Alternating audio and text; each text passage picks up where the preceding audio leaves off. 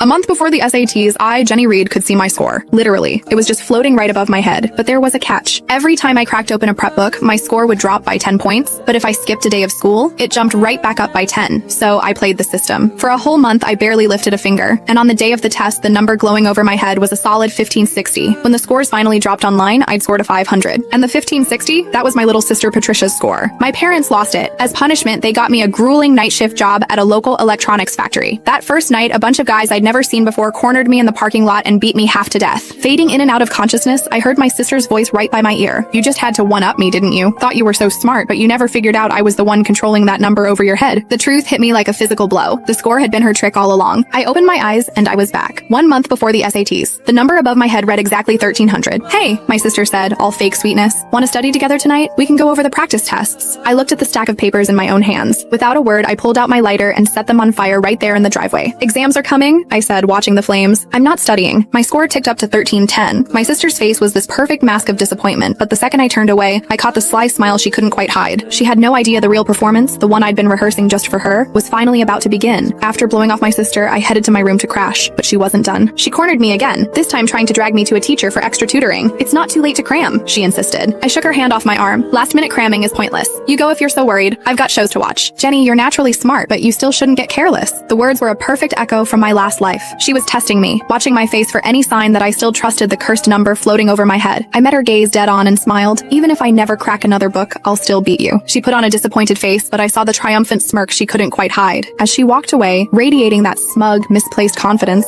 I almost laughed out loud. "Oh, little sister this time. The one being careless is you," I thought happily. Back in my room, the score had already ticked up to 1320, but the second I unzipped my backpack, the number started to fall. By the time I'd reviewed my teacher's notes, it had plummeted to 1280. I tapped my phone, pulling up the feed from the pinhole camera I'd hidden in her room. She was freaking out. "Why is it dropping so fast? I knew she was lying. She said she wasn't studying, but she's obviously grinding right now. Why doesn't she believe the score?" A cold, unfamiliar voice answered her. "Why are you panicking? Once it drops below 1000, it'll detonate right on top of her. Studying is basically a death wish." My blood ran cold, but my sister looked thrilled. If she gets blown up, she deserves it. Who told her to start studying and mess with my head? Staring at the falling number, my mind raced. I had to find a way to fool this thing, and fast. I spent the next hour trying everything. No matter what I did, the moment I engaged with any study material, the score kept dropping. When it hit 1000, it flashed a violent warning red. Pure adrenaline shot through me. I slammed my books shut, grabbed my stuff, and booked it to an all-night bar downtown. I didn't breathe easy until I saw the number climb back to 1530 on the reflection in my phone. And right on cue, my sister noticed it too. On the surveillance feed, she looked unbearably smug. I knew that idiot would fall for it. She's probably out partying right now, thrilled that her score is going up from slacking off. She actually thinks she's going to score a 1530. That's my score. Watching her celebrate, I let